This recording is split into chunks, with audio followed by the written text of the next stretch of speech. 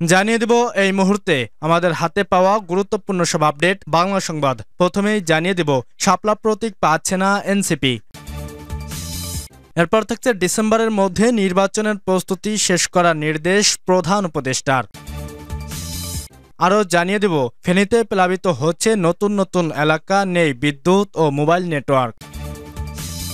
এরপর থাকছে হাসিনার বিরুদ্ধে চার্জ গঠন বিষয়ে আদেশ আজ।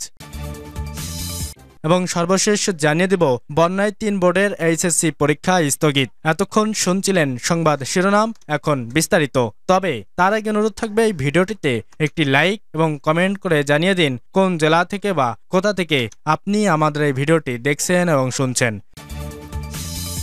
শাপলা প্রতীক পাচ্ছে না এনসিপি। শাপলাকে নির্বাচনী প্রতীক হিসেবে বিধিমালার তফসিলভুক্ত না করার নীতিগত সিদ্ধান্ত নিয়েছে নির্বাচন কমিশন। বুধবার নির্বাচন কমিশনার আব্দুর রহমানের মাসুদ এ তথ্য নিশ্চিত করেছেন। তিনি জানান, জাতীয় প্রতীকের কারণেই মূলত এ সিদ্ধান্ত। শাপলা যেহেতু জাতীয় প্রতীক, এ প্রতীকের সম্মান রক্ষার্থে আইন রয়েছে, সেটার আলোকে অনেক আগেও সিদ্ধান্ত হয়েছে। কমিশন এবারও এমনই সিদ্ধান্ত নিয়েছে। তবে বিধিমালায় যুক্ত হচ্ছে দাঁড়িপাল্লা। জাতীয় নাগরিক পার্টির সম্প্রতি দল হিসেবে নিবন্ধনের জন্য ইসিতে আবেদন করে। তারা প্রতীক হিসেবে শাপলা চেয়েছে। এনসিপির আবেদন পছন্দের প্রতীকের তালিকায় শাপলা ছাড়াও কলম ও মোবাইল ফোন রাখা হয়েছে। নির্বাচন পরিচালনা বিধিমালার তফসিলে এখন ৬৯টি নির্বাচনী প্রতীক আছে।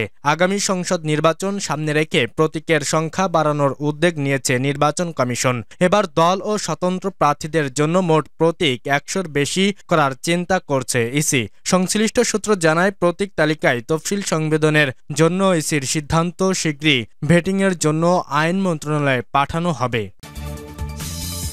ডিসেম্বরের মধ্যে নির্বাচনের প্রস্তুতি শেষ করার নির্দেশ প্রধান উপদেষ্টার। ডিসেম্বরের মধ্যে জাতীয় নির্বাচনের সকল প্রস্তুতি শেষ করার নির্দেশ দিয়েছেন প্রধান উপদেষ্টা অধ্যাপক মোহাম্মদ ইউনূস। বুধবার রাজধানীর ফরেন সার্ভিস একাডেমিতে রাত ৮টায় ত্রয়োদশ জাতীয় সংসদ নির্বাচনের অগ্রগতি জানতে ডাকা এক সংবাদ সম্মেলনের প্রধান উপদেষ্টার প্রেস সচিব শফিকুল আলম একথা জানান। প্রধান উপদেষ্টার প্রেস সচিব আরও জানান, আগামী মাসগুলোতে আইন শৃঙ্খলা বাহিনীকেও কঠোর হতে বলেছেন প্রধান উপদেষ্টা। নির্বাচনকে কেন্দ্র করে ৮ লাখ আইন শৃঙ্খলা বাহিনী নিয়োজিত থাকবে জানিয়ে প্রেস সচিব বলেন, সুষ্ঠু নির্বাচনের জন্য আইন শৃঙ্খলা বাহিনীর সকল সদস্যকে আগামী ডিসেম্বরের মধ্যে প্রশিক্ষণ সম্পন্ন করতে হবে। তিনি আরও জানান, নির্বাচনের সময় ১৮ থেকে ৩২ বছর বয়সী ভোটারদের আলাদা বুথ রাখা যায় কিনা সে বিষয়ে নিয়েও আলোচনা হয়েছে। শফিকুল আলম বলেন, আনুমানিক ৪৭,০০০ ভোটিং কেন্দ্রের মধ্যে ১৬,০০০-এর মতো ভোট কেন্দ্রে ঝুঁকিপূর্ণ হতে পারে। এই ঝুঁকিপূর্ণ কেন্দ্রে কিভাবে শান্তিপূর্ণভাবে ভোট করা যায় সেই নির্দেশনা তিনি দিয়েছেন। পুলিশের বডি ক্যামেরা রাখার জন্য এবং প্রত্যেকটি কেন্দ্রে যাতে সিসিটিভির আওতায় আসে সেটার একটি নির্দেশনা দেওয়া হয়েছে। এই সিসিটিভির মনিটরিংটা যেন ঠিকমতো হয় সেটার জন্য প্রশিক্ষণ এবং তা নিয়ে কাজ করতে বলেছেন। তিনি বলেন, জুডিশিয়াল ম্যাজিস্ট্রেটদের অনেক সময় এই ভোট বিষয়ে তাদের প্রশিক্ষণের অভাব থাকে। তাদের কিভাবে ভালোভাবে প্রশিক্ষণ দিয়ে ভোটার জন্য প্রস্তুত করা যায় সেই বিষয়ে আজকের নির্দেশনা এসেছে। ফেনীতে প্লাবিত হচ্ছে নতুন নতুন এলাকা, নেই বিদ্যুৎ ও মোবাইল নেটওয়ার্ক। ফেনীতে টানার বৃষ্টি ও পাহাড়ি ঢলে মুহুরী, কহুয়া ও সিলেনিয়া নদীর বন্যা নিয়ন্ত্রণ বাঁধের ২১টি স্থানে ভাঙন দেখা দিয়েছে। এতে সীমান্তবর্তী ফুলগাজী, পরশুরাম ও ছাগলছানা এলাকায় নিম্ন অঞ্চল প্লাবিত হয়ে ভোগান্তিতে পড়েছেন হাজারো মানুষ। ২ উপজেলার কিছু এলাকায় বৈদ্যুতিক খুঁটির মিটার ও ট্রান্সফরমার পানিতে তলিয়ে যাওয়ার দুর্ঘটনায় এড়াতে প্রায় ৩১,২০০ গ্রাহকের বিদ্যুৎ সংযোগ বন্ধ রেখেছে পল্লী বিদ্যুৎ কর্তৃপক্ষ। এছাড়া বিভিন্ন এলাকায় মোবাইল নেটওয়ার্ক বন্ধ থাকায় যোগাযোগ বিচ্ছিন্ন হয়ে বিপাকে পড়েছেন ভানবাসী মানুষ। তীব্র স্রোতে পানি প্রবেশ করছে ছাগলনাইয়া উপজেলার বিভিন্ন গ্রামে। একাধিক সড়ক পানিতে তলিয়ে যাওয়ায় বন্ধ রয়েছে যান চলাচল। এতে ভোগান্তিতে পড়েছেন ২০,০০০-এরও বেশি মানুষ। ফেনী পানি উন্নয়ন বোর্ডের দেওয়া তথ্যমতে পরশুরামের ১২টি ও ফুলগাজী উপজেলায় ৯টি সহ বন্যা নিয়ন্ত্রণ বাঁধের মোট ২১টি স্থান ভেঙে গেছে। তার মধ্যে মুহুরী নদীর ১১টি, কহুয়া নদীর ৬টি ও সুলোনিয়া নদীর ৪ জায়গায় ভাঙনে ১০০টিরও বেশি গ্রাম প্লাবিত হয়েছে। সময় বাড়ার সঙ্গে প্লাবিত হচ্ছে নতুন নতুন এলাকা। জেলা প্রশাসন সূত্রে জানা গেছে, পরশুরাম, ফুলগাজী, ছাগলনাইয়া ও ফেনী সদর উপজেলার আংশিক অংশে ৪৯টি আশ্রয়কেন্দ্রে বন্যা দুর্গত ৬,৮২৬ জন অবস্থান করছেন। পরশুরাম ও ফুলগাজী উপজেলা প্রশাসনের সঙ্গে সমন্বয় করে ইতোমধ্যে ৯০ স্বেচ্ছাসেবক মাঠে কাজ করেন। হাসিনার বিরুদ্ধে চার্জ গঠন বিষয়ে আদেশ আজ। জুলাই অভ্যুত্থান মানবতা বিরোধী অপরাধের মামলায় পলাতক সাবেক প্রধানমন্ত্রী শেখ হাসিনা সহ ৩ আসামির বিরুদ্ধে আনুষ্ঠানিক অভিযোগ গঠন বিষয়ে আজ আদেশ দেবেন ট্রাইব্যুনাল ১। বৃহস্পতিবার বিচারপতি মোহাম্মদ গোলাম মুর্তজা মজুমদারের নেতৃত্বাধীন ৩ সদস্য ট্রাইব্যুনাল ১-এর মামলাটির আদেশের জন্য রয়েছে। জুলাই অভ্যুত্থানে সংঘটিত মানবতা বিরোধী অপরাধের প্রথম কোনো মামলা যা চার্জ গঠন বিষয়ে আদেশ হচ্ছে।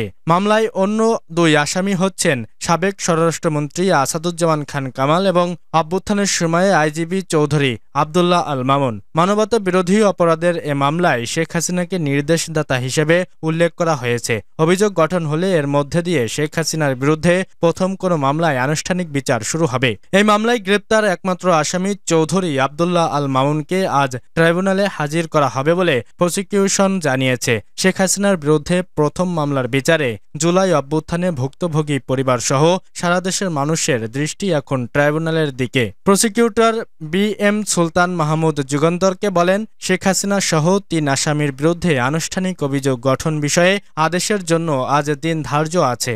আশা করছি শেখ হাসিনা সহ ৩ আসামির বিরুদ্ধে চার্জ গঠন হবে। এর মধ্য দিয়ে আনুষ্ঠানিক বিচার শুরু হবে। বৃহস্পতিবার এ মামলার চার্জ গঠন হলে সাক্ষ্য গ্রহণ শুরু হতে পারে। তিনি বলেন, জুলাই অভ্যুত্থানে সংঘটিত মানবতা বিরোধী অপরাধের বিচার হবে কিনা এ নিয়ে কেউ কেউ নানা সমালোচনা করেছিলেন। সব সমালোচনাকে পেছনে ফেলে ট্রাইব্যুনাল প্রসিকিউশন ও তদন্ত সংস্থার সঙ্গে নিরলসভাবে কাজ করে যাচ্ছে। আশা করছি এখানে ন্যায় বিচার প্রতিষ্ঠিত হবে, শহীদ পরিবারগুলো ন্যায় বিচার পাবে।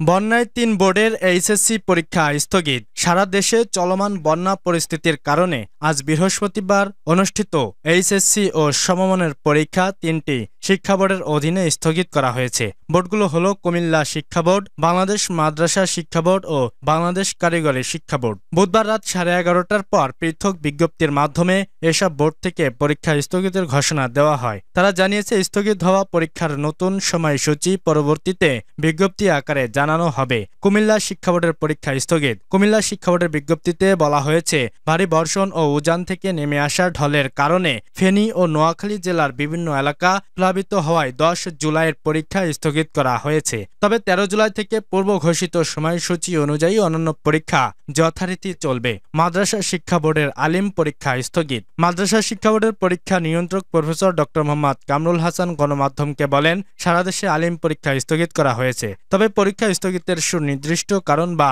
নতুন তারিখ তাৎক্ষণিকভাবে জানানো হয়নি। কারিগরি বোর্ডের এইচএসসি ভোকেশনাল পরীক্ষা স্থগিত। বাংলাদেশ কারিগরি শিক্ষা বোর্ডের পরিচালক প্রকৌশলী মোহাম্মদ আনোয়ারুল কবির নিশ্চিত করেছেন যে, কারিগরি শিক্ষা বোর্ডের অধীনে এইচএসসি ভোকেশনাল, এইচএসসি বিএম এবং ডিপ্লোমা ইন ইঞ্জিনিয়ারিং পরীক্ষাও স্থগিত করা হয়েছে। বোর্ডের বিজ্ঞপ্তিতে বলা হয়েছে, অনিবার্য কারণে 10 জুলাইয়ের সব পরীক্ষা স্থগিত করা হয়েছে এবং নতুন সময়সূচি পরে জানানো হবে। তবে অন্যান্য দিনের পরীক্ষা পূর্ব ঘোষিত সময়সূচি অনুযায়ী চলবে। শিক্ষার্থীদের পরবর্তী বিজ্ঞপ্তির জন্য অপেক্ষা করতে বলা হয়েছে।